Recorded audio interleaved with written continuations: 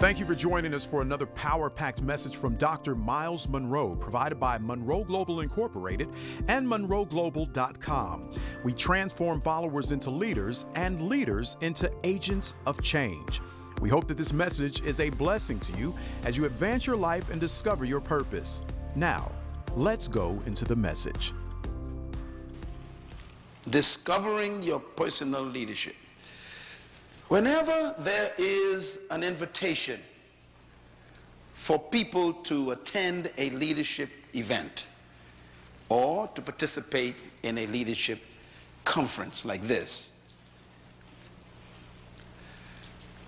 most people respond to that invitation with the attitude that that is not for me.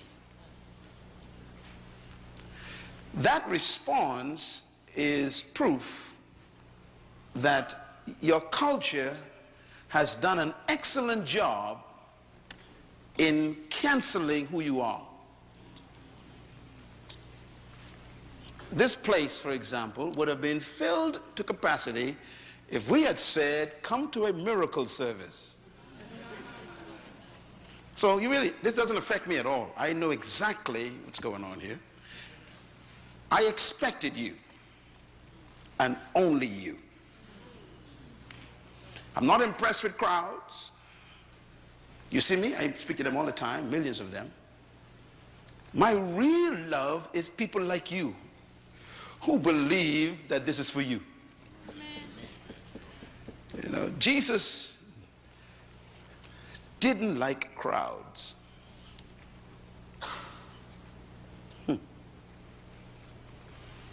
He didn't trust them.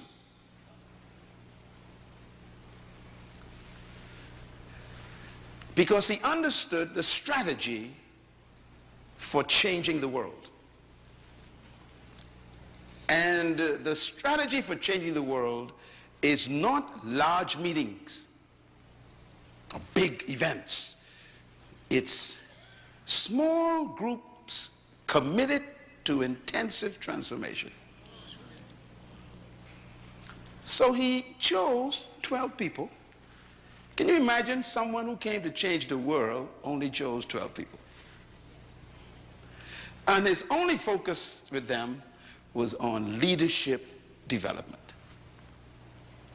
He started with raw material, which means these 12 specimens had no formal training in leadership.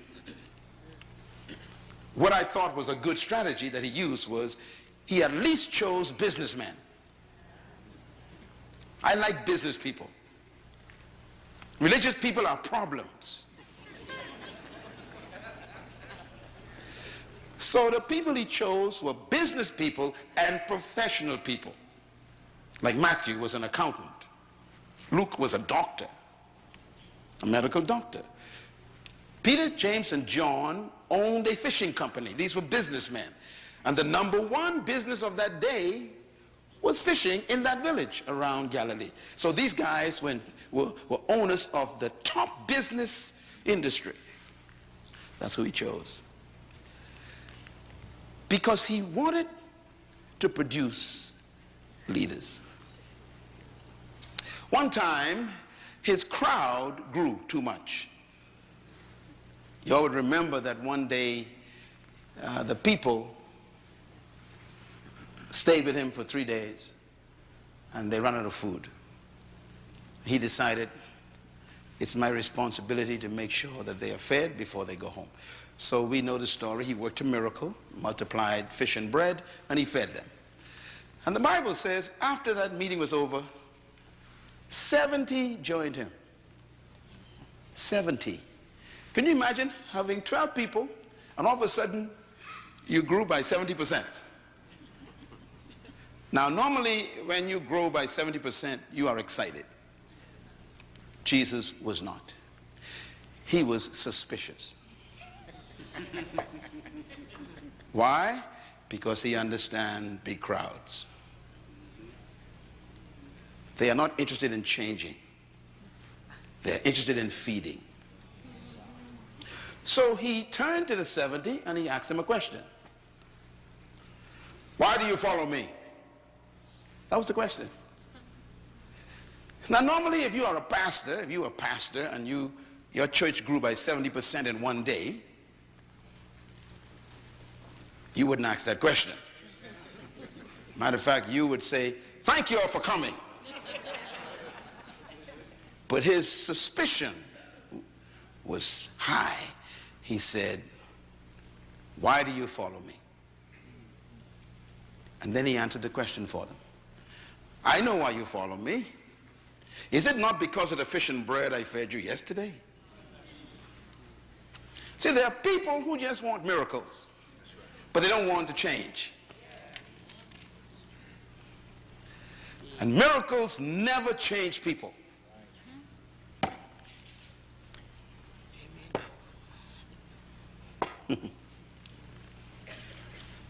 You would remember the children of Israel.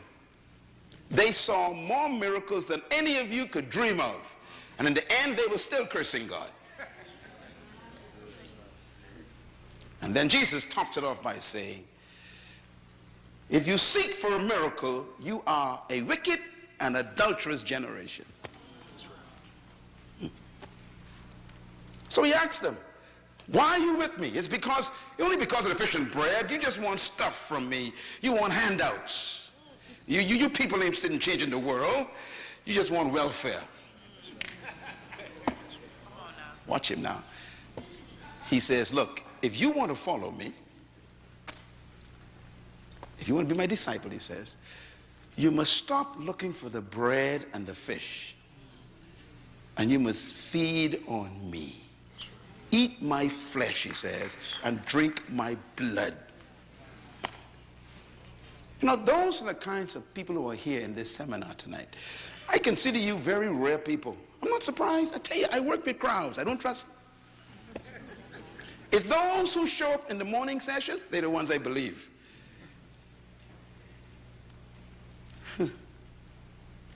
Those ones who come to the workshops, they're the real people. They're the ones who God will spend his time with and give them what they expected and more. The Bible says when the 70 heard this, I must eat your flesh and drink your blood, feed on you. It says, they said to each other, this is a hard saying. In other words, you are demanding too much. You want us to stay with you and look to you for our livelihood? It says, they forsook him and walked away. Could you imagine losing 70% of your members in one day? Sure, it can happen. But what intrigued me and impressed me is what he did after they left. It was a leadership act. Because he was training now these 12 guys, okay? So he turns to the 12, this text says, and asks them a question. Will you leave also? In other words, are you just like them?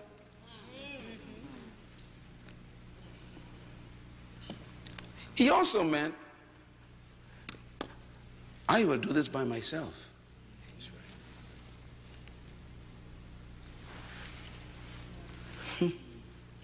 By the way, that's one of the most important principles of leadership, you know. Finding something worth doing by yourself. That's good. If you need people to like you and approve of you for you to do what you're doing, you are not a leader yet. You're a politician.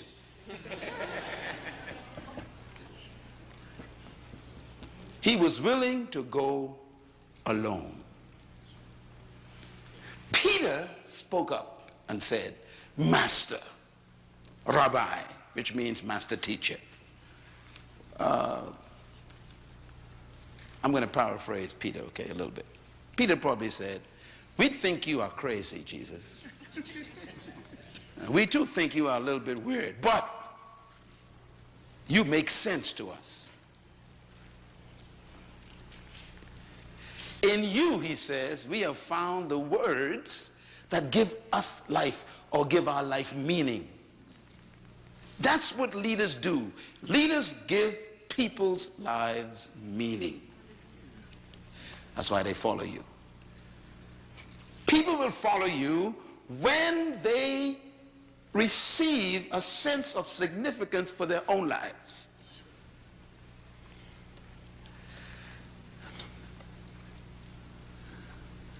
Peter's answer was powerful.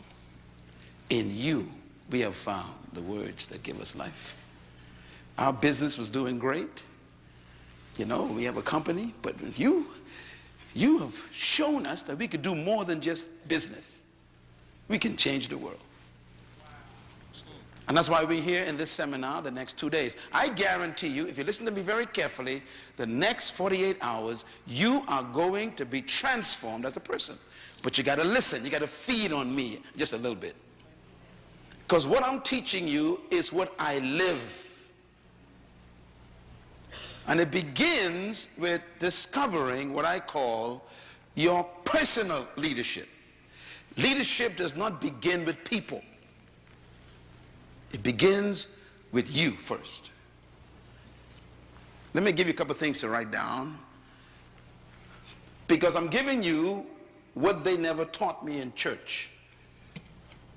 And that is, everyone is a leader.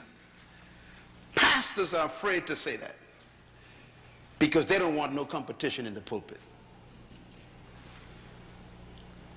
But leadership begins with how you think.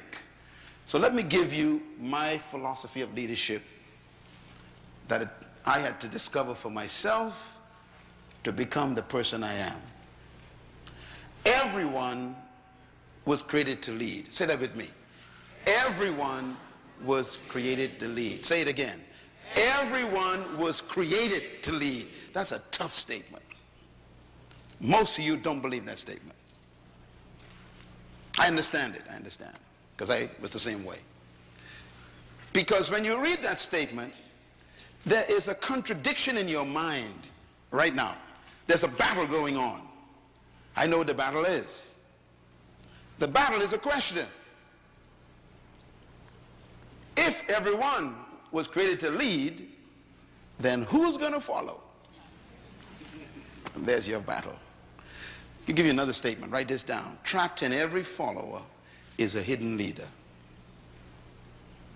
These are philosophical statements, but they are very important, because leadership begins with your belief.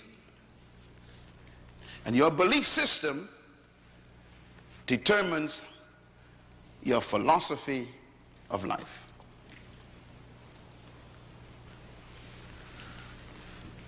If every follower is a leader, then the question becomes a problem again. What happens when they all become leaders? Who's going to follow? The fact that you ask that question is proof that you've been successfully convinced by your culture that only a certain type and group of people were born to lead, while the other masses were designed to follow. That's really what you believe. That's why the question arises. Because you cannot see in your mind everyone being a leader. You have problems in your mind. I had the same problems. And this is why I teach this so hard. Because it is that belief, that subtle belief that's in your mind that's trapping you right now. For example, in my mind, there is no economic crisis. But that's because of the way I think.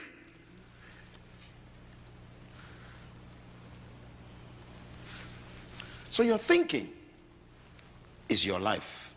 I'll give you another statement to write down. You were created to lead and designed to dominate. Say it with me.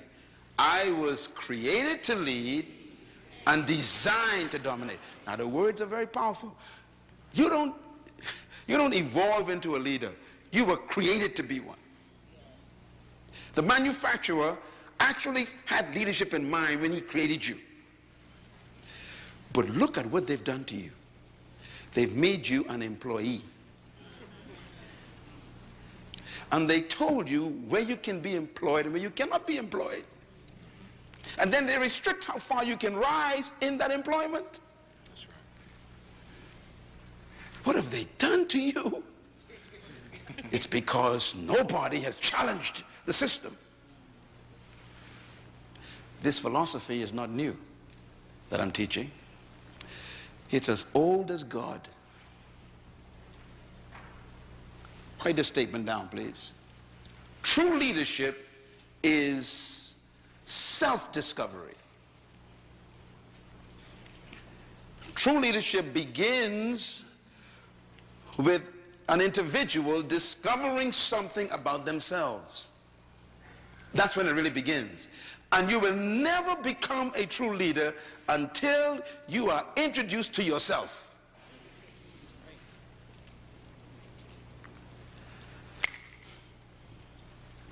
You know, if you were to study the leaders of history who really changed the world, beginning with people like Moses maybe, you know, here Moses is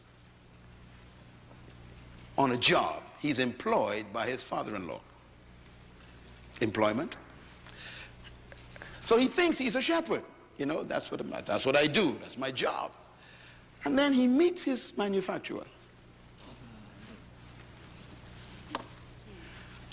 The manufacturer says to him, you are the deliverer and the leader of 1 million people. You are also an author of the first 5 books of the Bible. You are the leader of a labor force.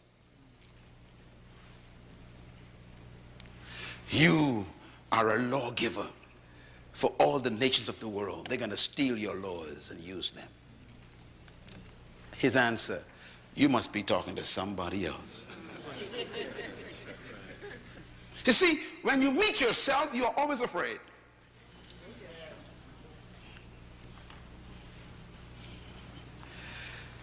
Most of you are afraid of yourself because yourself does not agree with who you've become.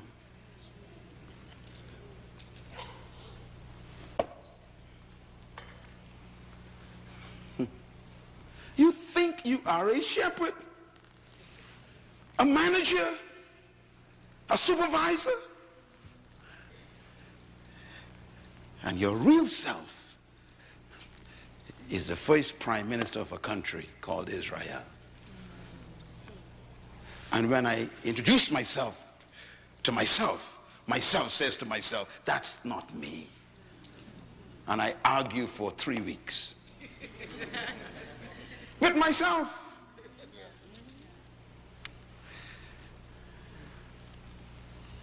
Gideon. Remember Gideon? Hiding under the floor, trembling in fear from the enemy outside. And then the manufacturer shows up. Good evening, Gideon.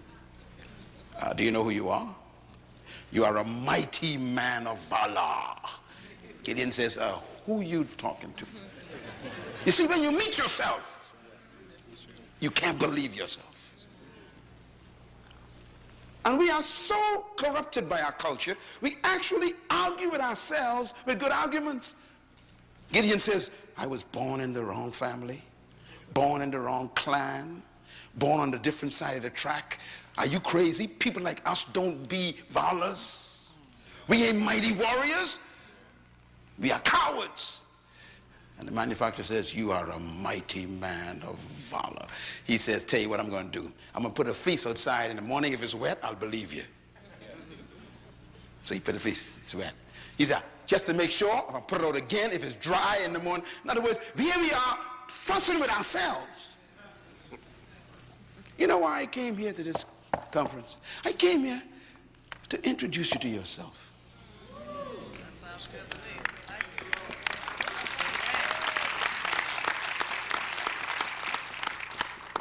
What you are doing is embarrassing to God. What you are proud of, he's ashamed of. What you settle for is a shock to heaven. I know what I'm talking about. I was there. You got to discover something. And that's where leadership begins. It begins with self-discovery. I want you to take a look at this slide. This is a car. You ever seen a car like that before? That's a car. 40,000 parts or more make up a car. That's a car, taken apart.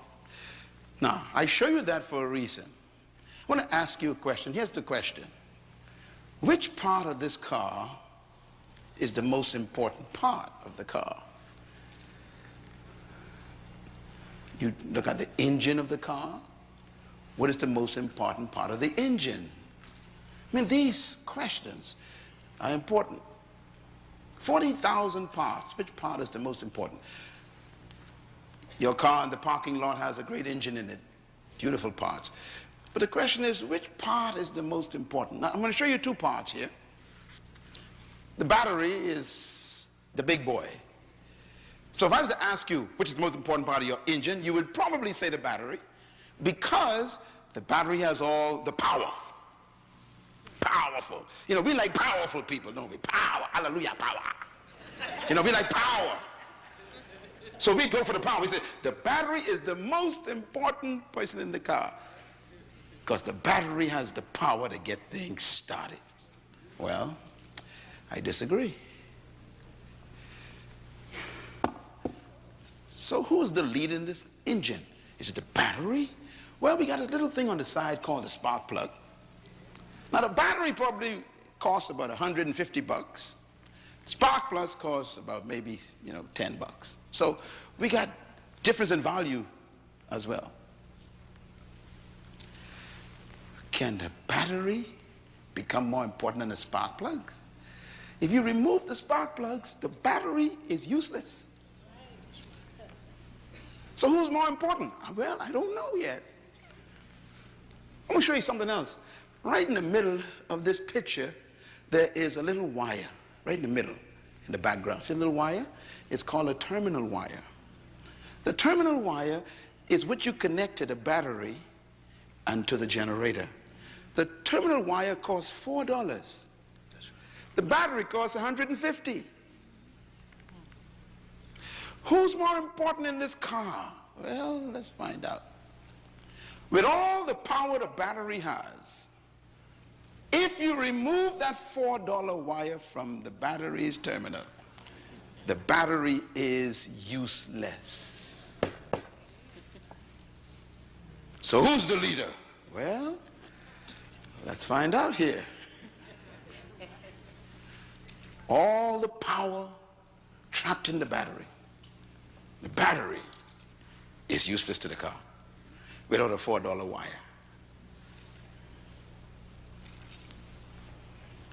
Who's the most important person in your organization?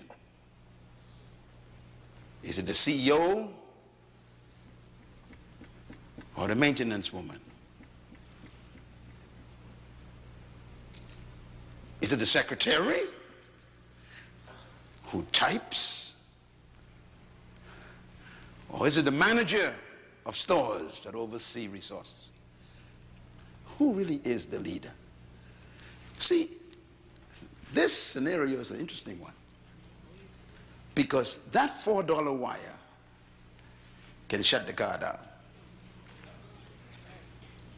The car is worth $80,000. $4 can shut it down. Isn't that amazing? Now the problem is, this little terminal wire has to connect to the battery and to the generator. And all it does is a function called transfer. It transfers power to the generator that hits the spark, that turns the shaft, that caused that whole engine to turn over, to cause the wheels to turn, and you can control it. Transfer.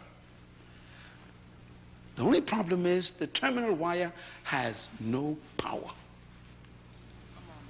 It's just a transfer function. That's good. Only problem with the battery is it cannot transfer. It has all the power. Only problem with the spark plug is it ain't got no power and can't transfer, but it can produce fire. So who's the leader in this whole situation? No one and everyone. That's the answer. Here's the answer. Everyone is a leader in their area of functioning. Write it down. This is the concept of leadership that God introduced.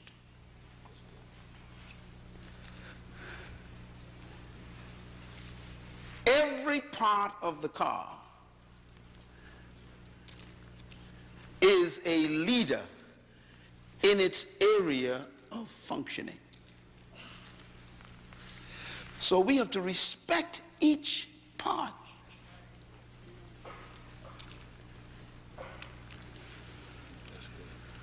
They have successfully convinced you that you are useless.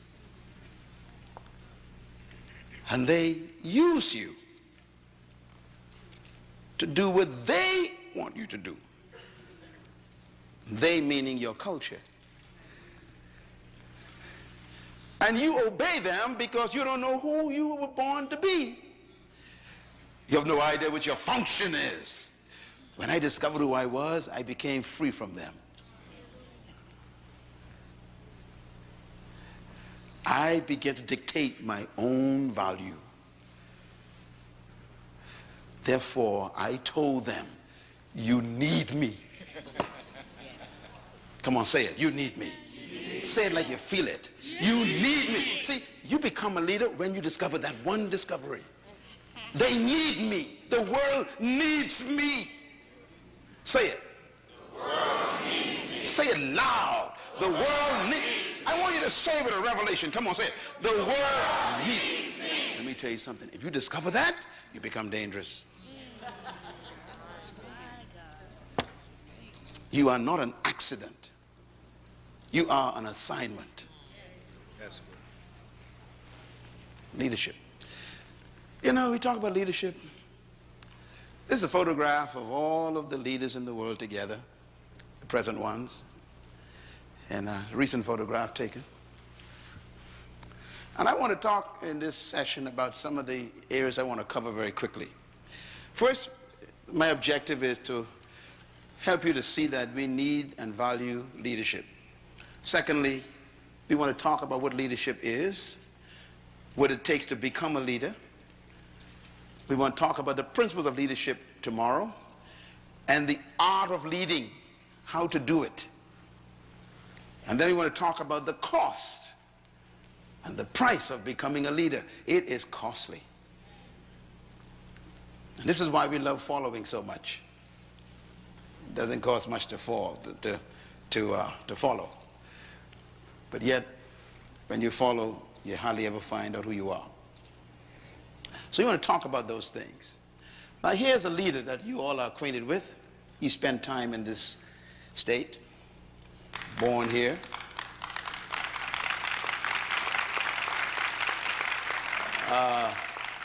Walking through the airport of this state capital, they have his coat and tie.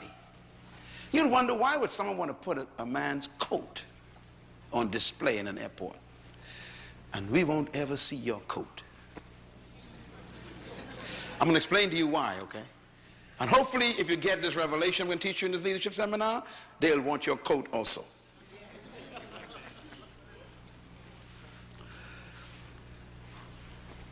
Leadership is an amazing thing. First of all, here's why leadership is important. Write this down. Nothing happens without leadership. Nothing happens without leadership. Number two, nothing changes without leadership. Number three, nothing develops without someone taking leadership. Number four, nothing improves in any situation without leadership. Number 5, nothing is corrected without leadership. If something is not right in an environment, someone has to emerge and take the leadership. Number 6, nothing advances without leadership. Number 7, nothing succeeds without leadership. Number 8 is a reminder. We are always being led by someone, whether we think so or not. So look at how important leadership is. It improves, it changes, it develops, it corrects, it advances, and it brings success in life. This is probably one of the reasons why the religious people are so ineffective, because they pray too much for things to be corrected, to change, to improve, to develop, to advance, and to succeed.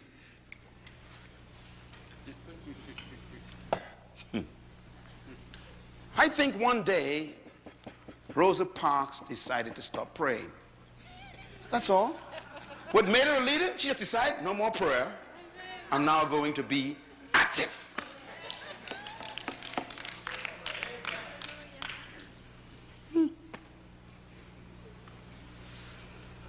This is why the drug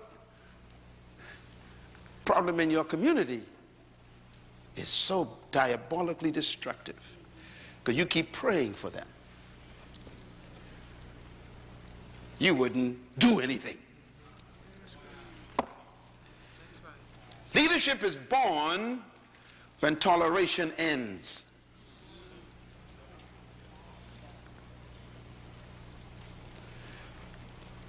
Why?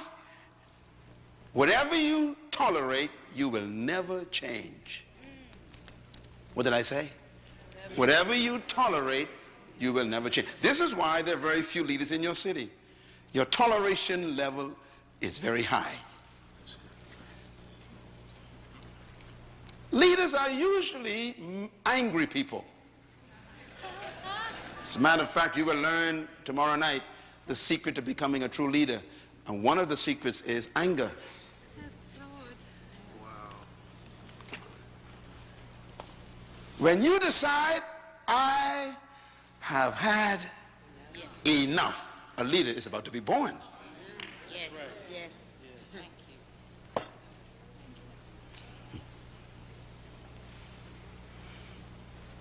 Toleration is the graveyard of leaders.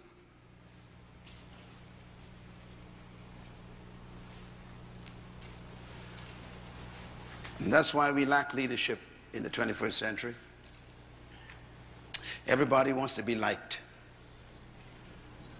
Nobody wants to rock the boat.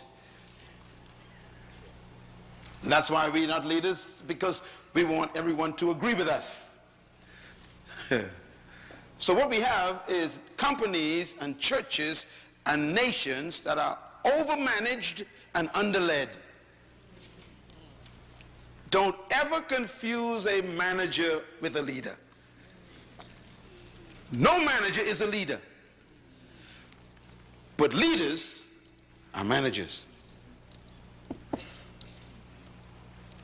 What's the difference between a manager and a leader? In my book on the table called Becoming a Leader, make sure you read that book. It deals with this subject. But let me give you a hint. A manager maintains things. A leader changes everything. A manager follows policy. A leader creates policy. A manager keeps tradition. Leaders break it. Managers focus on the bottom line. How much is it going to cost? Leaders focus on the horizon. Let's do it. Yes. Managers focus on doing the right thing. Leaders are very unique. Managers are always focusing on doing things the right way, is what I'm saying. Leaders want to know whether we're doing the right thing. If you are led by a manager, you will never grow. If your pastor is a manager, the church is stuck. If your department is headed by a manager, it will never expand. If your husband is a manager, your family is stuck.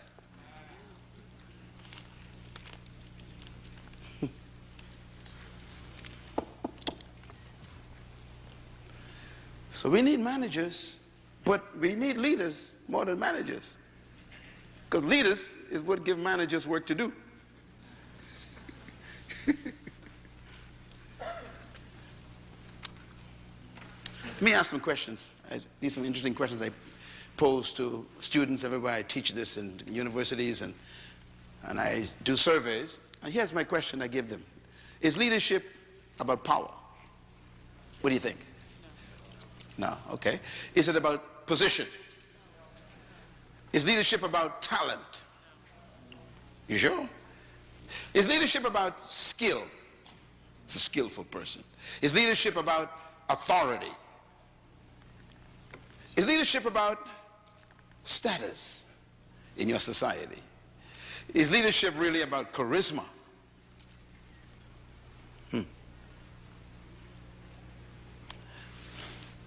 By the way, the word charisma is a Greek word.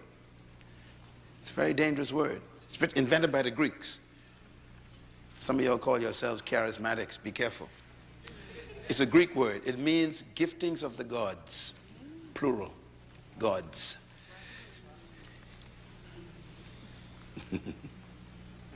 Because they were polytheist. They believed in many gods. Charisma. The giftings of the gods. Paul used it. He borrowed the Greek word to teach on the gifts of the Holy Spirit. But it's a Greek word.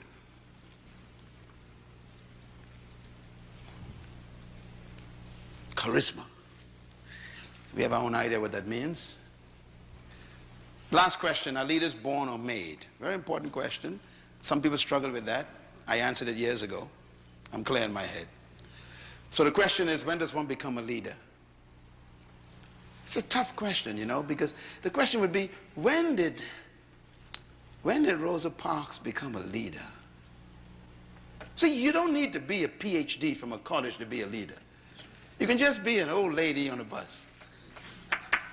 I told you everybody's a leader. Everybody's a leader. The problem is they haven't told you how to become one. She discovered something.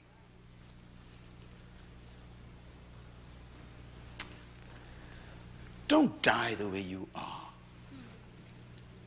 Don't give them the privilege of firing you. You're better than that.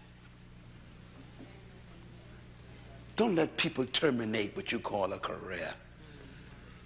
How dare you allow people to cancel your life with a pink slip? This is crazy.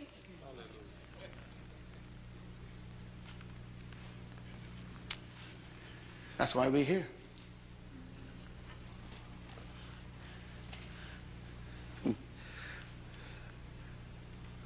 The dumbest animal on the planet is a sheep.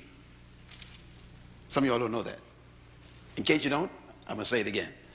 The dumbest animal God made is a sheep. Do you know why? There are no leading sheep. I want you to study a flock of sheep anywhere. You will never see a leader. It's the only animal in the world that doesn't have a leader. Elephants have a leader. Bulls have a leader.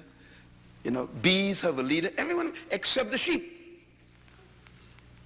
If someone say you are a sheep, that's not a compliment. And religious people love the word. They love it. I am God's flock. That's not a compliment. Follow me. I'm going to show you how we are screwed up even in our theology has made us what we are. The sheep is the dumbest animal because he will follow anyone because he has no leader.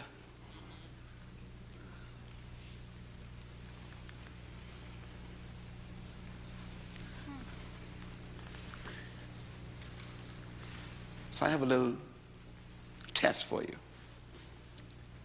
If an army of sheep is led by a lion,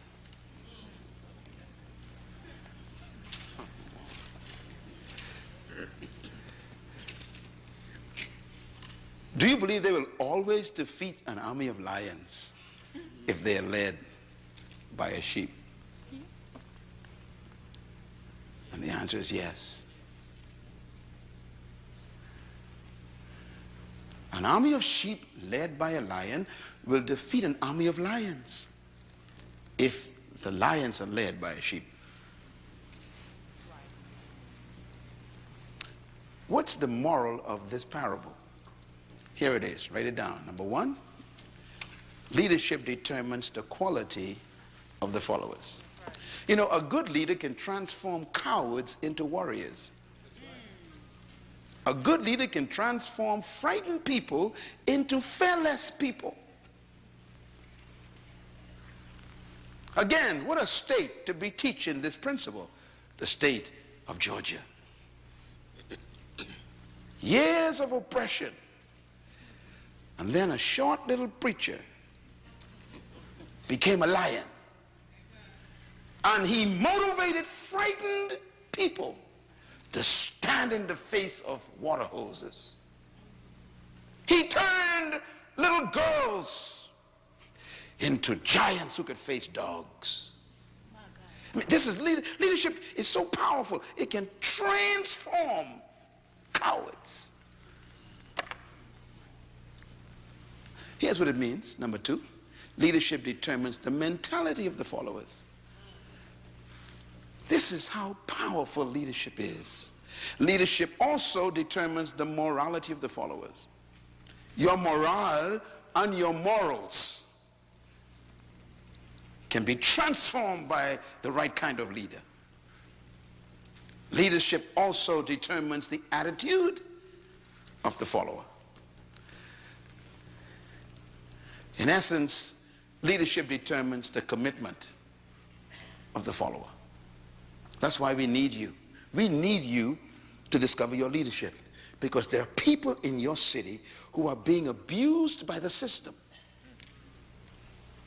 And they need someone to emerge who will give them hope. Because leadership determines the destiny of followers. I couldn't say it any better than my own greatest leader of all time, the ultimate leader of life, when he said these words: if the blind lead, wow. If the blind lead the blind, he says, they both fall into the ditch, which means the leader determines the destination of the followers. That's how powerful leadership is. Let me tell you something about your life. You are exactly where someone led you.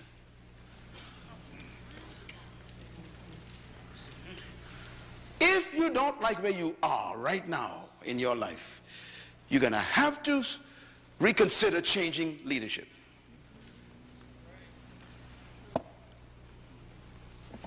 You know why I love this church? This is the second time I'm here doing this. I mean, this church, do you know, listen, do you know how many people wanted me tonight? I'm talking about massive organizations in the world wanted me. I decided I like this man's desire. They wanted me to stay in Israel 3 extra days. I said, no, I'm going to Atlanta. Why? There's someone there who believes they can do better.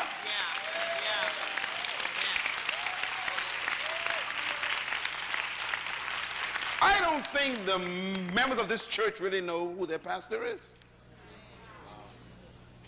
See, your problem is you want to shout and sing hallelujah, and then die broken sick. This conference is about to set you free from that stuff. Yes, sir.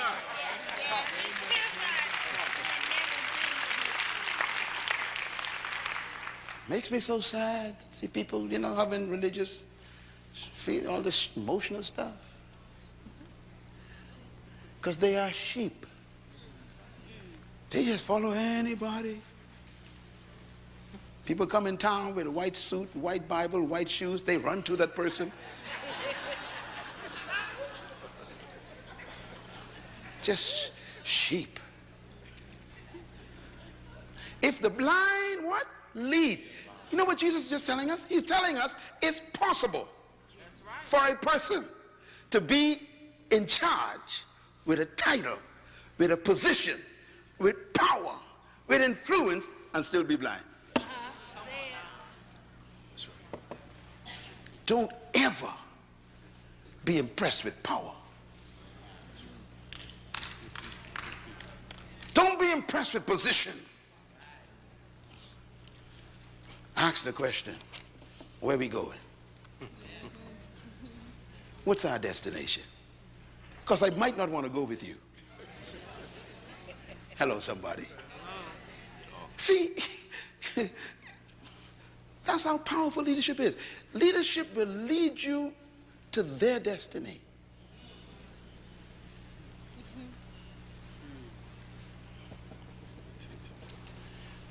Some of you know the story about Jim Jones in Guyana. Sheep. I mean, sensible people with a brain with 500 billion cells followed a man in a bush and drank poison because they never asked the question, where are we going? What is your vision? Write this down. Vision is more important than leadership. Please get the book on vision on the table, please. Very important. People think that leadership is important, but vision is more important than leadership because vision is what creates the leader.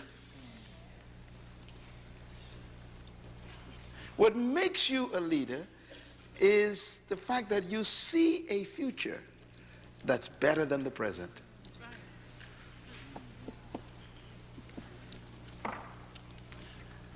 So leadership is powerful. There are two animals that God identified himself with. Both of them are leaders. One is the eagle, the other is the lion. I always wondered why God did this. But he created them, so he knows their qualities and their character. I love them both. I always love eagles and lions. You come in my office, you see lions and eagles all over the place. In my home, lions, eagles all over the place. In a couple of days we go into Africa. I told my planners down there, I got to go see the lions again. Every time I go, I got to spend time with my cousins. And I go and spend the whole day with them. My wife and them, with the lions, we go there, we spend time with them. Why? They remind me of me. They remind me of leadership. As a matter of fact, Jesus says he is the Lion of Judah. Not the puppy or the dog.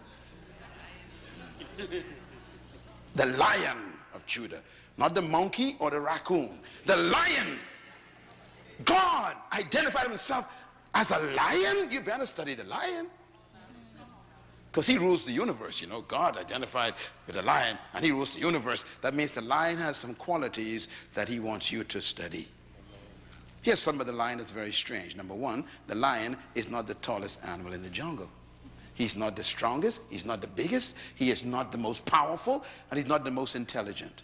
And yet he's the leader. Tell your neighbor there's hope for you.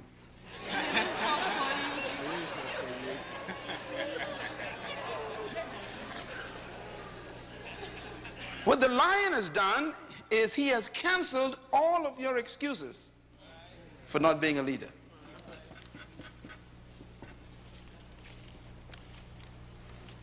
The color of his mane and his skin doesn't inhibit him from being a leader. His intellect, his strength, There are so many animals in the jungle more powerful than the lion. Stronger, taller, bigger, more intelligent. And yet the lion eats all of them for lunch. As a matter of fact, when the lion sees an elephant, he simply thinks lunch. Why is the lion the leader? Because of attitude. Write it down. Just attitude. Attitude comes from your belief system, and it produces confidence. The lion believes that he can eat an elephant. That belief becomes the source of his confidence, and so he moves toward the elephant. The elephant is 50 times more powerful, 100 times bigger, 80 times more intelligent, 60% more powerful, and yet the lion eats him for lunch. Why? Because the lion's attitude reduces that elephant to a meal. This is why he's the leader.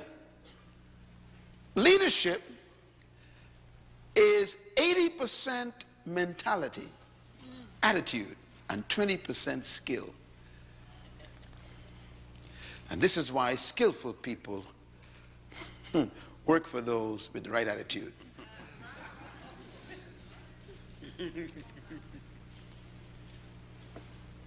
Look at this lion.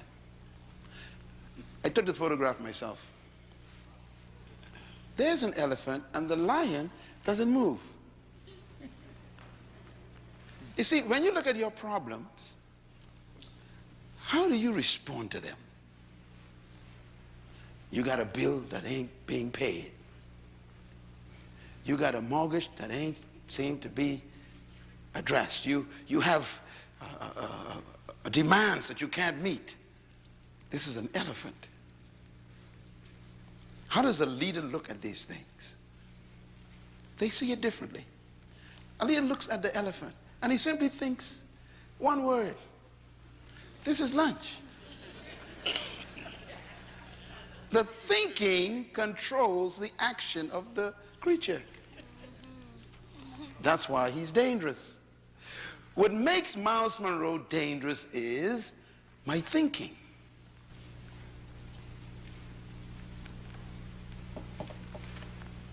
If I tell you my story, you'll know that I am a miracle mentally. I wasn't always like this.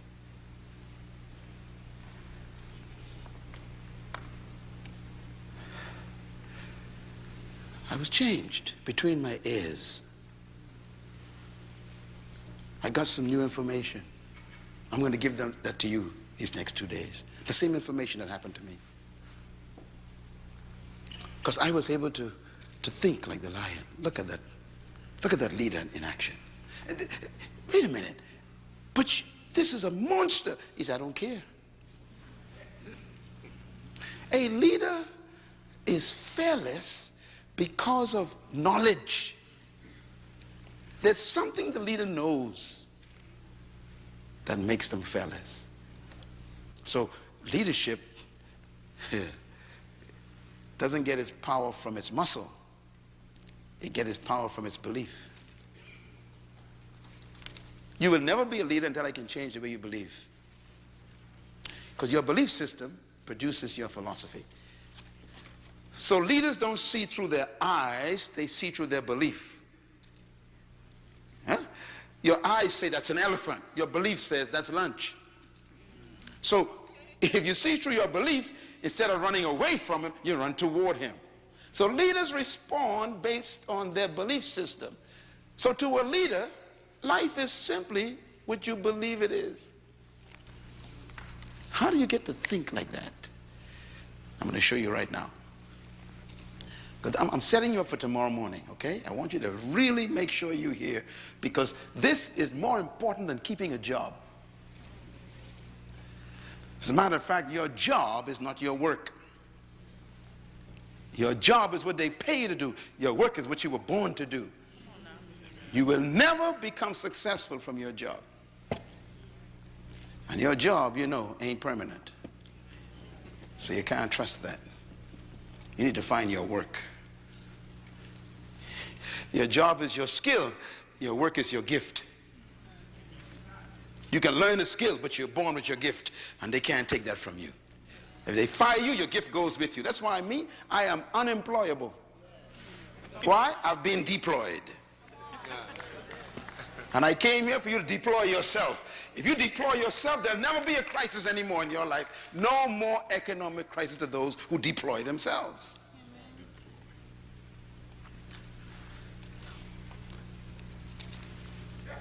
How do you think? And how do you get to think the way you think? And what made you think what you think right now? Where'd you get this attitude from that you have? The history that created you is still with you.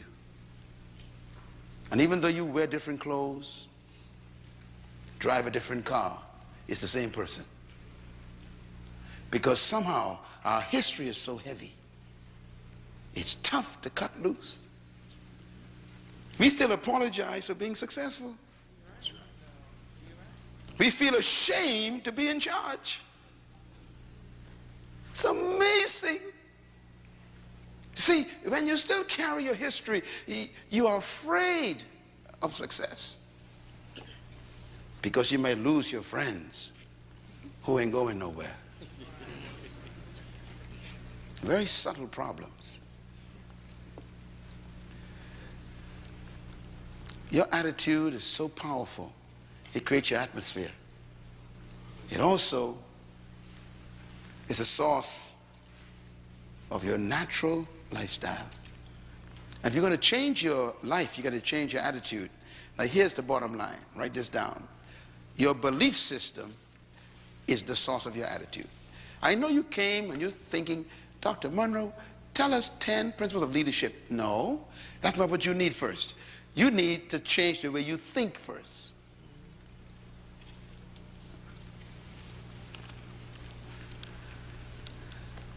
I was invited to speak at Harvard University a few months ago, and the room was filled with all of these technocrats and these professors and all these, Ivy League people. And they invited me to speak on leadership. Do you know what I came in there and talked about? I talked about thinking. When I was finished, first standing ovation ever at Harvard University, they says. They had never heard anybody get into their heads before. I exposed those who were racist. I showed them that your thinking is your philosophy that destroys the way you treat people in your department. That's good. And until your thinking change, you are contaminated leadership. They had never heard such a level of teaching on leadership. Why? Because unless your mind changes, you will never become a leader. Ladies and gentlemen, let me put it this way. Attitude determines your limitation, which means that your belief system determines how far you go. You can never lead beyond your attitude and your belief system. And that's why your life is what you think it should be and exactly what it is. Attitude is the manifestation of your personal philosophy. And that's why this first session is dealing with discovering your personal leadership first. Then we could talk about people. Write this down. Philosophy is a product of your ideas. And this is why I started this session out with a question.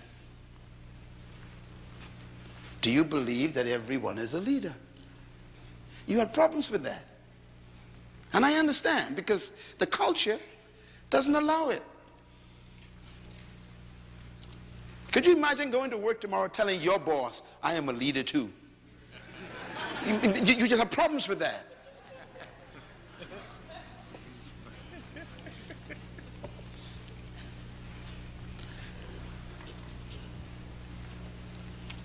People tell me, they have a PhD in physics, and I laugh at them. I say, really? So what does that mean? That means nothing to me. That doesn't make you better than me.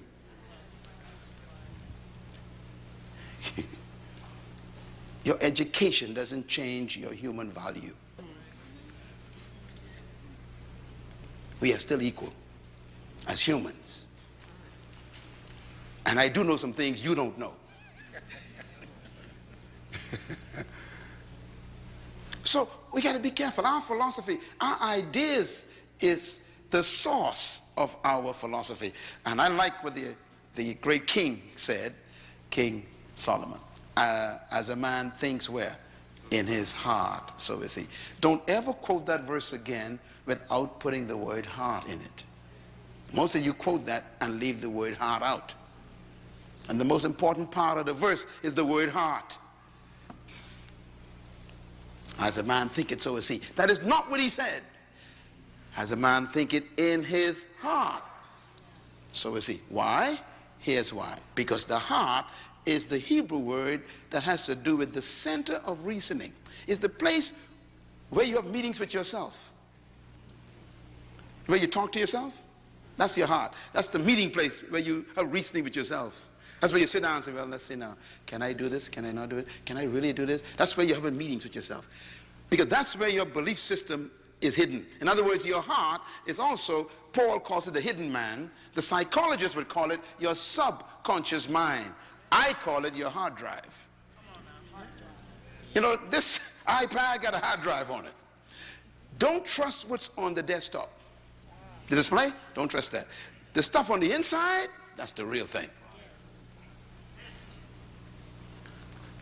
Now, what is your heart? Your heart is the place where you keep all the ideas you collected all your life, the ones you believe, you keep it. So when you hear the word heart in the Bible, don't point at your chest. Point at your head. Blessed are the pure in heart. Don't go to your chest. Religious people go to their chest. The pump in your body is not impure. It's doing its job, pumping blood. So, blessed are the pure in heart. It ain't nothing to do with your pump. It has to do with your mind. Are your thoughts pure? Are you thinking with purity?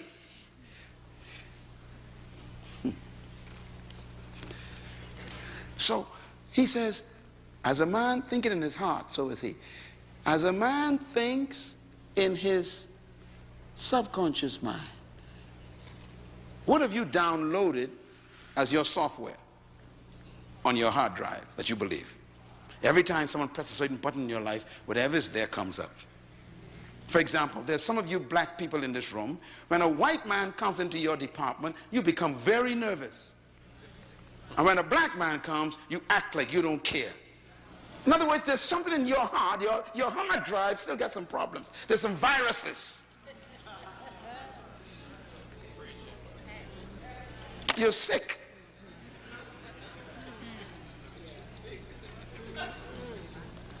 It's there on your hard drive. 40 years of struggle and you're still there. You ain't free yet. You just delivered. That's right. Come on, that's good. Deliverance is when you leave Egypt and enter the wilderness.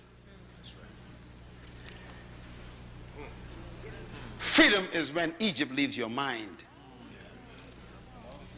So stop telling people you're free.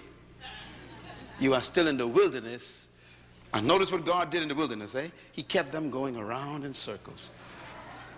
40 years going around in circles. You know, my wife and I had an experience, I'll never forget this. We went from Israel to Egypt. And, you know, we were going to visit Egypt for the first time. And this years ago we went there. We've been there a couple of times. And, man, the aircraft took off. And I'm getting excited. I'm going to see Egypt. I'm going to see Pharaoh, you know, remains of the, you know, all this stuff. Get excited. And before I could get excited, they said, we're about to land. Fasten your seatbelts. I said, wait a minute. We just took off. And the flight attendant says, yes, we are landing. I said, well, we just left. She said, yes, but we're landing. Ah. I said, what are you talking about? It's only been 20 minutes. She said, yes, we are in Egypt. 20 minutes. We are in Egypt. I said, what are we doing in Egypt already? She says, Cairo is only 20 minutes away. No, you didn't hear what I just said. Okay, let me explain it to you. It took Moses them 40 years to go from Egypt to Israel, where I was. 20 minutes. So when we got to Egypt, right, they picked us up, took us to our hotel, checked us in, and then our first tour guide, came to get us, and we boarded the bus, and we're going out to the pyramids. On our way out there, I became very intrigued. So I asked the driver, I said, excuse me, sir, how far is Israel from here? He said, oh, it depends on how you go, he says. I said, well, explain it to me. He said, well, from Cairo to Israel, Jerusalem, if you walk, it's about 40 days.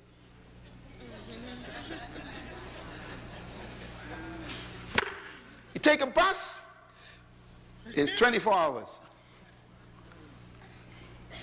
Take a plane, it's 20 minutes. I told my wife, where's my Bible? I got to read my Bible again. I went back hotel room, grabbed my Bible. I said, let me just see. I think God made a mistake. It took them 40 years for a 40-day trip. And then I read in the Bible, it says, because they had not gotten Egypt out of their minds, the Lord led them the long way round until their children were born.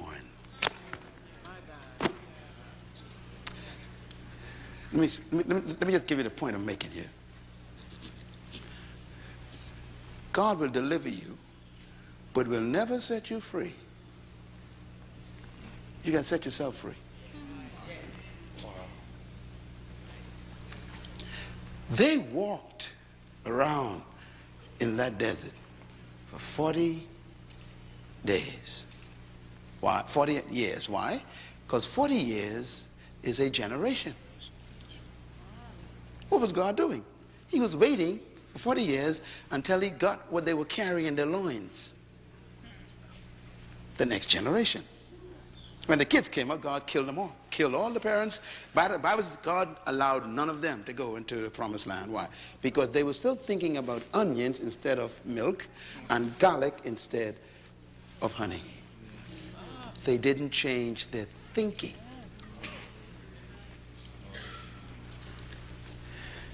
Your mentality is more important than your location.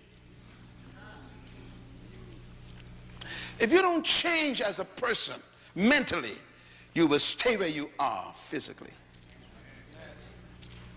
So God killed them all. Only 2 left. And those 2 were born in the desert. Caleb, Joshua. They had no memory of oppression. They believed anything was possible. Leadership begins with thinking. So my question is, what is your philosophy of leadership? Well, why don't you believe that you could own a company? Why the first thing you look for is a job instead of look for a business? It's subtle questions, but why? Why do you go to college and study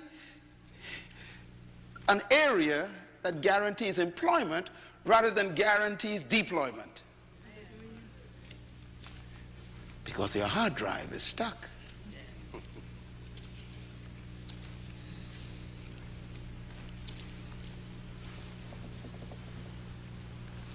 I sit with heads of states. You saw those pictures. Head of state, kings, governments.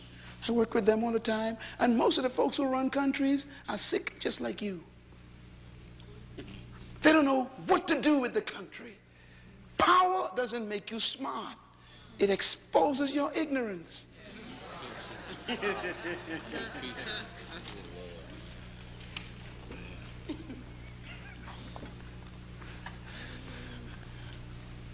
Let me quickly do this because I don't want you to have nightmares. Let me just give you, let me conclude this by giving you God's philosophy of leadership, okay?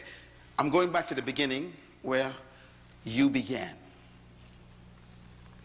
Genesis chapter 1 is really about you. Verse 26 says, then God said, let us make a species called man in our own image, according to our likeness. And he tells us why. He says, to let them have dominion over fish of the sea, birds of the air, over the cattle and the animals of the field, over all that's growing in the earth, and over everything that creeps on the ground. Now, every word in this statement is very important. And in this verse is the secret to your life. It's the secret to your greatness and your leadership. This is where I found mine right here. I found it in here.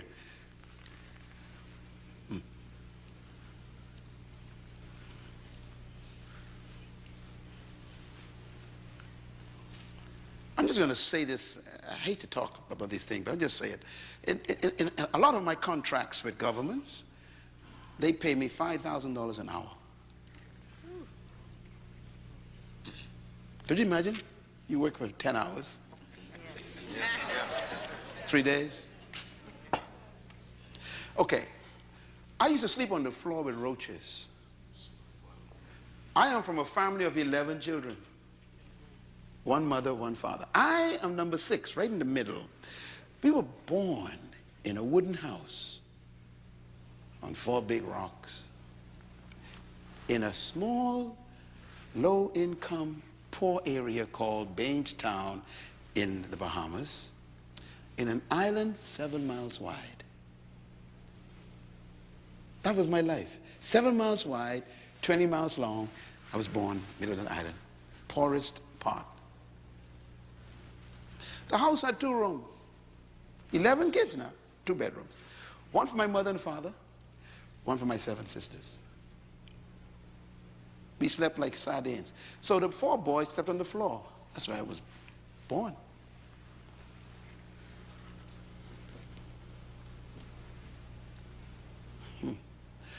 One chicken for 11 kids. The neck was delicacy. Listen, this is my life. 1 pair of shoes for the whole year. If it sprung a hole, I had to put cardboard in it.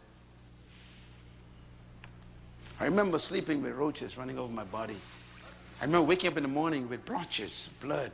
I was scratching the mosquitoes that were trapped under the dirty sheet on that mat on the floor. I remember looking up at the ceiling and seeing the stars through it and buckets to catch the water from the rain. Don't talk to me about poverty. And my father was a Baptist pastor. And I went to church 3 or 4 times a week, and I slept with roaches. Don't tell me about religion. So when I talk to you from this position I'm talking to, I'm telling you what worked for me.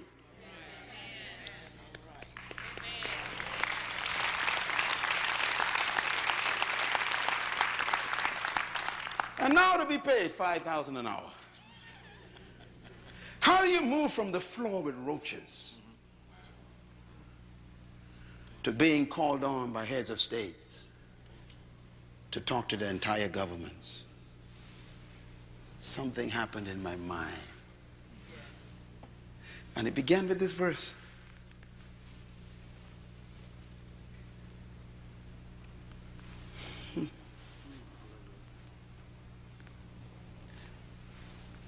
Let us make man. The word man here is the word ish, I-S-H, write it down in Hebrew, ish. It's a plural word, which means that God wasn't making a person, he was making a species. All of us is called man. For example, we call all dogs, dogs. We call all cats, cats. God called all of us man. Man is the designation of the whole species. It comes in 2 models, male and female. But it's all man. And then he says, I want to make this particular product in my own image. Write the word image down. See, this stuff is important. This is what set me free. The word image doesn't mean to look like. The Hebrew word means characteristics. Characteristics. Let them have the same characteristics, qualities of God. No Baptist pastor told me that. My father couldn't teach me that. He didn't know it. I had to find it for myself. I have God's character. Wow. What a discovery for a little boy sleeping on the floor.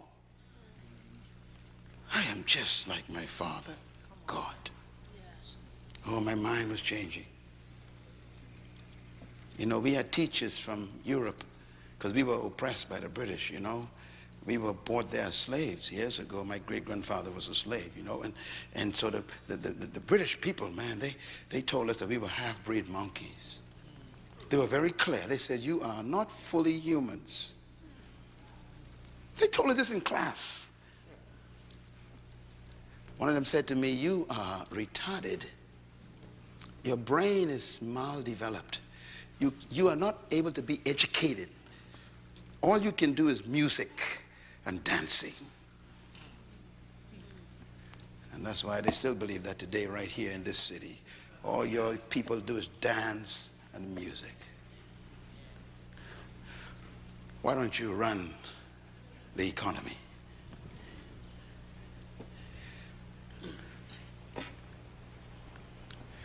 We're not world changers, we are entertainers. I decided, no, I got God's character. I got to find this. The qualities of God is in you.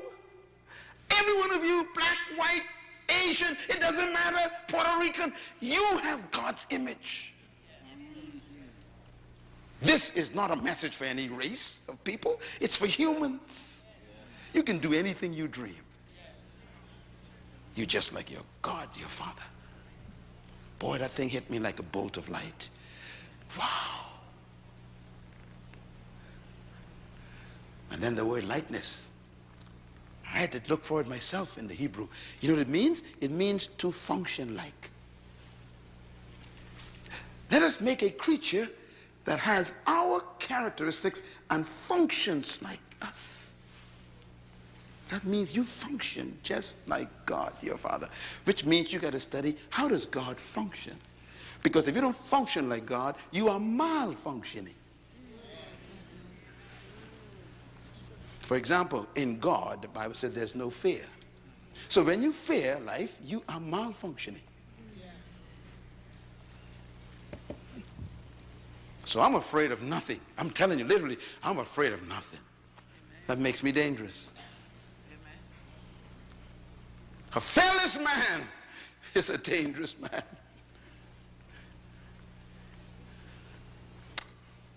I'm not afraid of death. And that's the highest threat you can give me.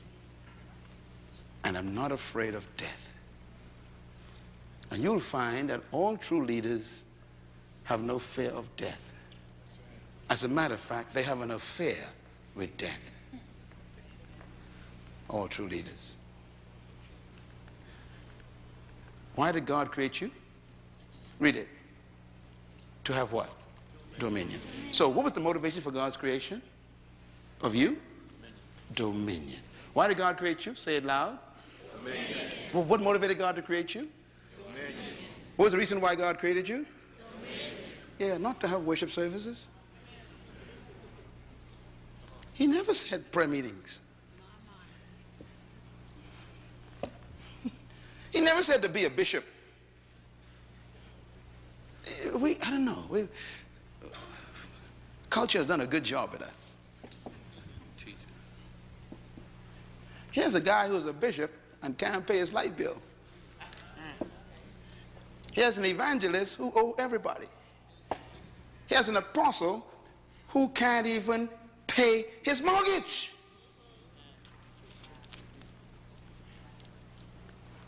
Something's wrong with this. We missed the point. He didn't create you to be a title. He created you to have dominion. Everybody say dominion. Dominion. This is where leadership is born. See? Because the word dominion, I checked it out, is the word radah in Hebrew. Write it down. It actually means to rule. It also means to govern. It means to master, to manage resources. It means to control things. It means to have sovereign authority.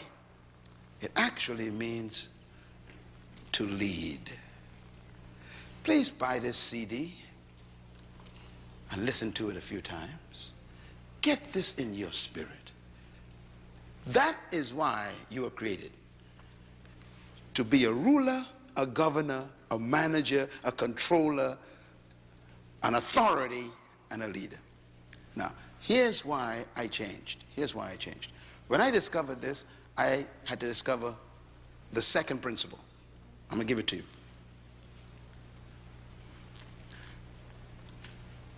If he designed you, created you to be a leader, a master, a governor, a ruler, a controller, then there must be the ability to do it. But notice, he didn't give you rulership over people. He listed what you should lead. Birds, fish, animals, plants, and creeps.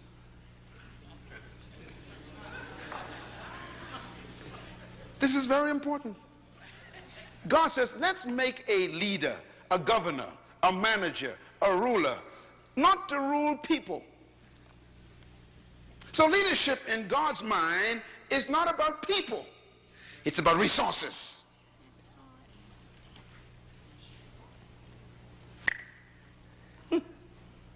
You've been taught he who has no one following is simply taking a walk. That's what the Chinese taught you. Jesus disagrees.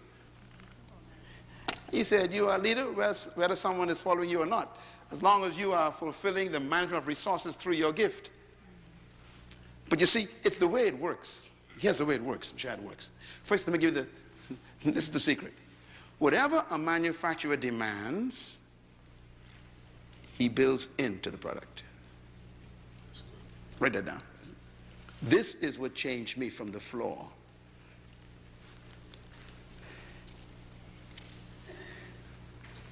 Whatever a manufacturer demands from a product, he builds it into the product. Am I right? Am I right about this? Think about anything. Your car, for example, your computer, your iPad, your iPhone, whatever you have, your refrigerator, whatever it's supposed to function as, it is built with. Number two, whatever God calls for, he provides for.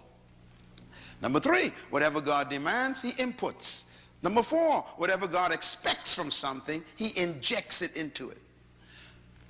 And number five, whatever God gave the purpose of a thing to do, he built it with the potential to do it. That changed my life.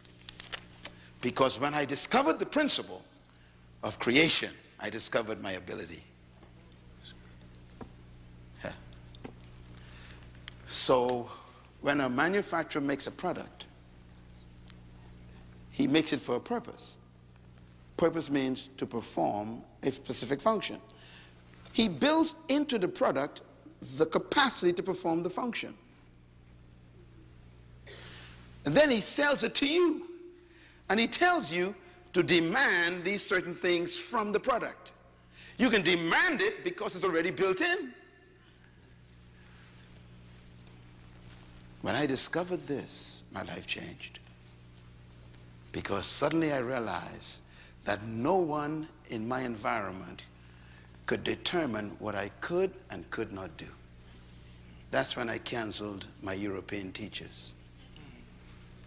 It was at that point my life changed. I was 13 years old when I discovered this.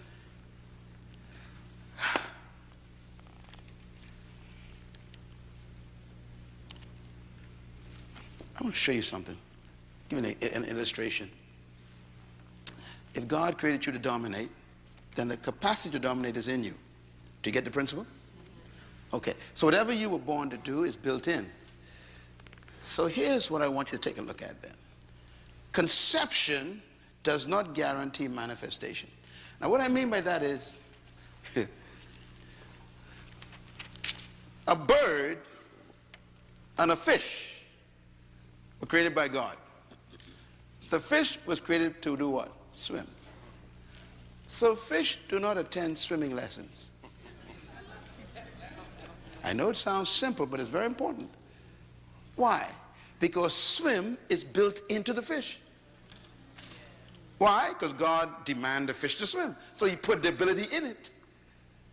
Birds were designed by God to fly. So birds don't attend flight school. Flight is built in. I like this one. Seeds. Seeds were designed by the Creator to bring forth trees. You'll never find a seed attending a tree growing convention to learn how to grow trees. Why? Where's the tree? Trapped on the inside. In other words, whatever God created something to do, he built it in.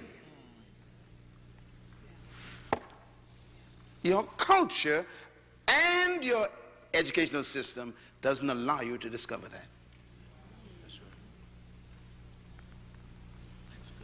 We are educated to be employed, not to be deployed. Seeds deploy themselves and become trees.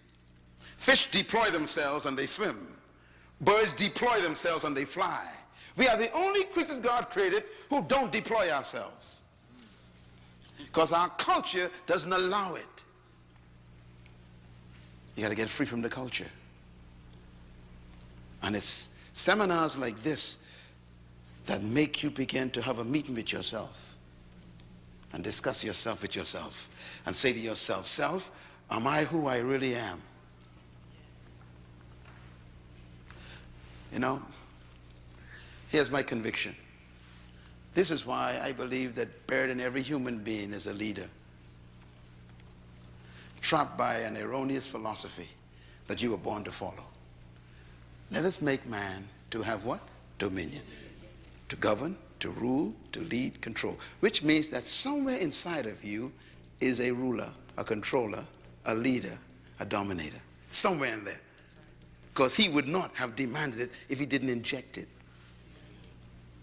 Which means that your ability is determined by your responsibility. Your potential is designed by your purpose. Your potential is equal to what you were born to do. The best example I can give you is this car. Look at this car. All cars have what they call a speedometer. Am I right? Here's an old one, old Chevy. Now, if you look at the numbers have up to 160 miles per hour this car can travel. All of your cars have that kind of registration, sometimes 200, 180. Everybody got that, right? Okay. Now, when you bought the car, that was on the car. You bought the car with it. It was on it, 180 miles per hour. I'm getting ready to go, okay. I'm so excited. Okay, so you bought this car, you brought it home, and the manufacturer says this car can travel 180 miles per hour. How can the manufacturer put that on there? What makes him so sure that this vehicle could travel 180? That's the first question. The second question is, have you ever traveled 180 in that car? No. Let me tell you how stupid our philosophy of our countries are. We sell a car that could travel 180 and put a sign up 50 miles per hour. It's amazing, it's crazy. I don't understand it. I have no idea how they got this idea. I don't know where it comes from. But it tells you the nature of your culture. Don't try it. They give the company permission to build the capacity, but restricts your ability to use it. And you never thought about that. And that's the way they think about you.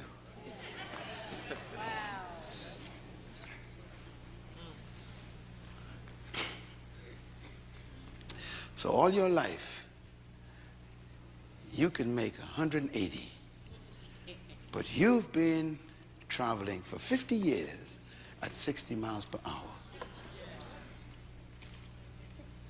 And you think you're living.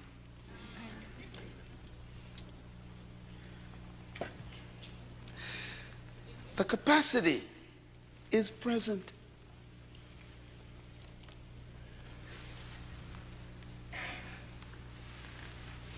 Our culture says you can't go any further. And God says, press the accelerator. And your culture says, you can't go any further. You can go no faster. And God says, and your culture says, you can't do that. And God says, let's go. And your culture says, stop. That's as far as you can go.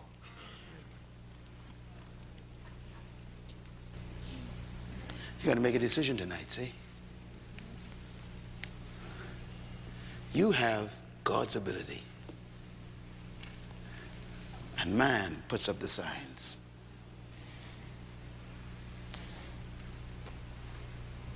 You're a follower. And God says you're a leader. You're an employee. And God says you're a controller. You are a subject. And God says you are a ruler. They keep putting up signs. One day, I was in Germany. My wife and I spent 6 months in Germany. And one day, we were going from München to another city for me to speak. And we got on what they call the Autobahn. The Autobahn is a road without limit, no speed limit. Okay, once you get, you can go as fast as you can. So my host was driving in beautiful black Mercedes. And you know me, I'm from the Western world where there are signs everywhere. Okay? You guys ain't got no Autobahns here. So I'm on the highway, man, and he said to me in German, I spoke German. He said, have you ever been on an Autobahn? I said, what is an Autobahn? He said, this is the street we're about to enter where there's no limit. We can drive as fast as we want. I said, what? He said, would you like to drive? I said, yes. For the first time in my life, I have an opportunity to open a car. Likumbrasate. I felt so excited. I said, man, I get to drive. He said, yes. So he pulled off to the gas station, switched. I got in the car. Hey. My. He said, go on, turn off. We turn off onto the highway. He said, okay, go ahead. He says, we're going to be driving for another 4 hours, so don't worry about it. And man, I began to see that needle go up, and I become excited. And I hit 60, right? Mentally, 60. I go, oh dear. He says, go ahead. I said, really? He said, go ahead. And I went up, 80. And my whole heart begins to pump faster. And I'm thinking, I'm flying. He says, Dr. Monroe, please go ahead. I said, you mean? He said, yes, go ahead. I went up 95. He says, go ahead. Now, the car could make 250. And I'm thinking, oh, Jesus, man. He says, go ahead. You are going too slow. Cars are passing me. So I hit 100. And my whole body began to rebel. My mind began to rebel. And I realized that I was corrupted by my culture. And he said, you are going too slow. I went 120. He said, will you please? Now, by this time, I'm the only car on the road. I'm feeling now, man, 125. This is it. I'm the fastest man in the world. And I'm flying out. I'm flying. All of a sudden, 10 minutes later, a car passed me. He said, I told you you're going too slow. I went to 150, and my whole body, my whole mind, everything locked up and said, you can't do this. He said, what's the matter? I said, this is 150. He says, you're still going too slow. This is the Autobahn. The average speed is 185.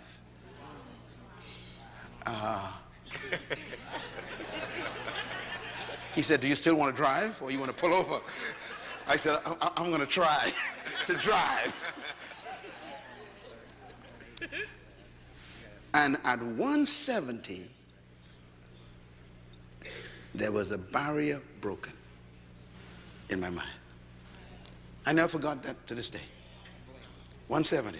Something happened to me, and I realized there was life after 170.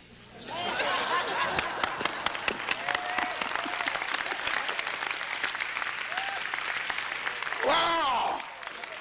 Man! 185, man, I'm flying. Shoo! I said, can I go more? He said, go ahead. And 190, shoo!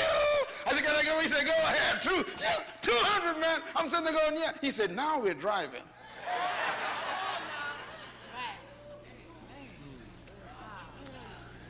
My life has changed that day. No more barriers in my life. There was a point where I had to break it. That's why you're here this week. I'm going to take you to that point.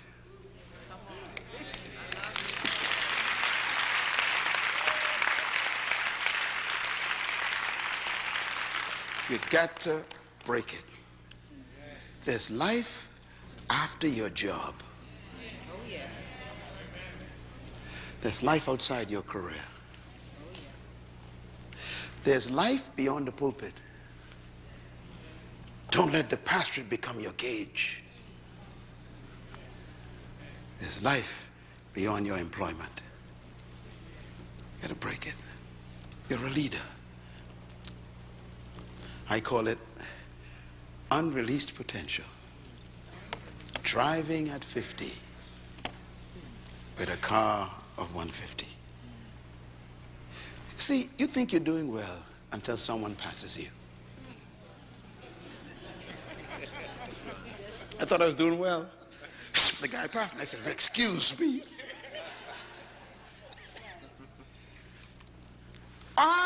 Tonight, I am the German sitting in the passenger seat. That's who I am for you right now. And I'm here to tell you, go for it. Go a little faster. Break it. That's who I am. I'm the guy sitting on the passenger side saying you're going too slow. You could do better than this. You're a leader. I hope that this first night will cause you to think about your own limitations. Because that's you. The Creator is the only manufacturer I know who hides a man inside a boy. He hides a woman in a girl. He doesn't create women. He hides them. He doesn't create men. He hides them. I wonder who's trapped in you. I wonder if we'll ever meet you. I guess the graveyard will get it.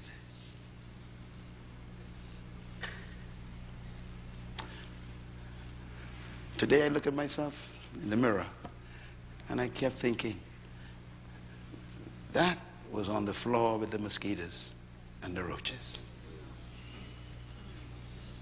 I wonder who's sitting in your chair right now. You're a leader. Can you see yourself? You know why you're still alive? Because the manufacturer ain't satisfied. He's bored. He's telling you, you've not shown yourself yet. Show yourself. Let me close with these statements. Write them down, please. You were born to lead, but you must become a leader. That's the purpose for a seminar and a conference. I'm not here to make you leaders. I am here to expose you as a leader.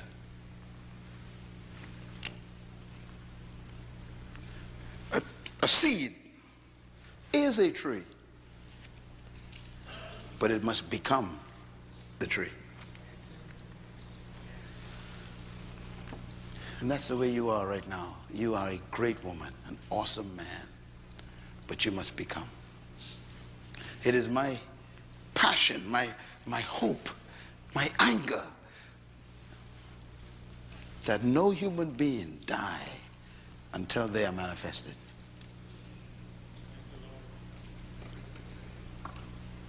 Let's meet you before you go. Let the world see who you really are before you leave us. Show us yourself. Show yourself.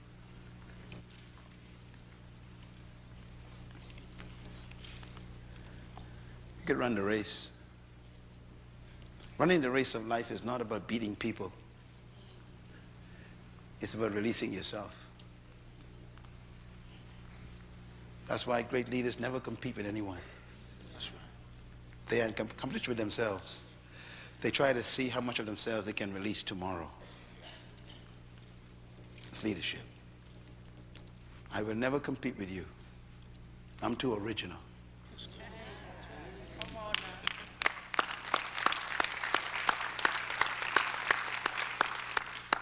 Repeat out loud, please. Go. You were not created to lead people. Number 2, read. You were created to lead in an area of gifting. Number 3, read.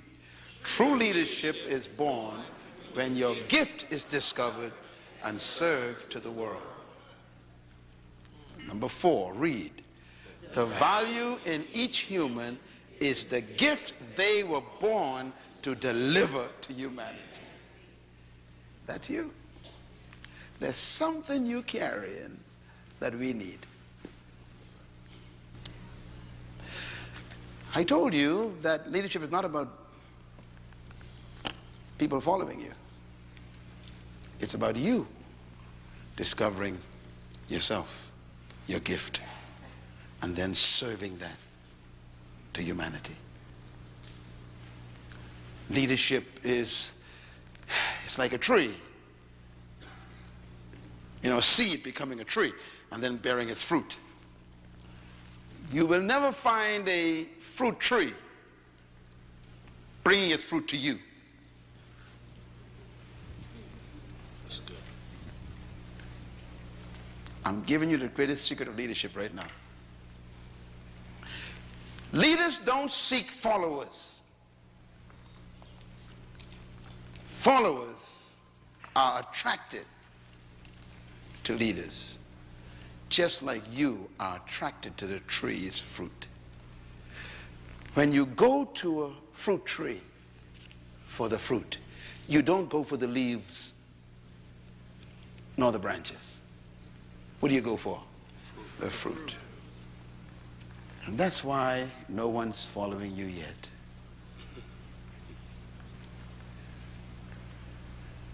Because you're not manifesting your gift. Before I leave this city, by tomorrow night, I'm going to help you find your gift. Because when you find your gift, they will find you. And then they'll pay you for it. They will follow you for your gift.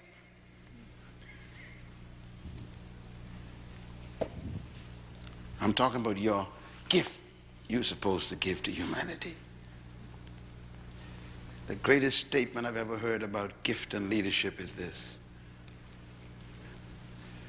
for I did not come to be served, but to serve myself, a ransom for many. That's why we come to him. If you want to be ransomed, you come to the tree. I serve myself, he says. That's why the greatest leadership in the world is to become a servant. Get it? It doesn't mean you are a slave to people. You are a slave to your gift. You serve it. But if you can't find it, you can't serve it. Therefore, you become employed. Tonight is the beginning of change for you.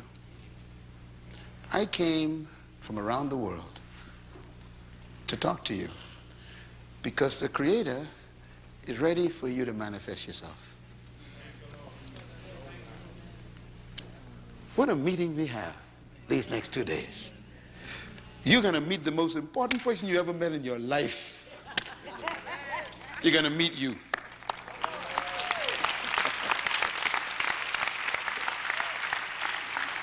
Thank you once again for listening to this message, as we hope that it has been a blessing to you.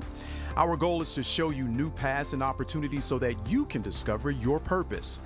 It is your love, support, and partnership that makes Monroe Global possible. Please visit us online at www.monroeglobal.com for more product, partnership, or to join us at one of our live events around the world.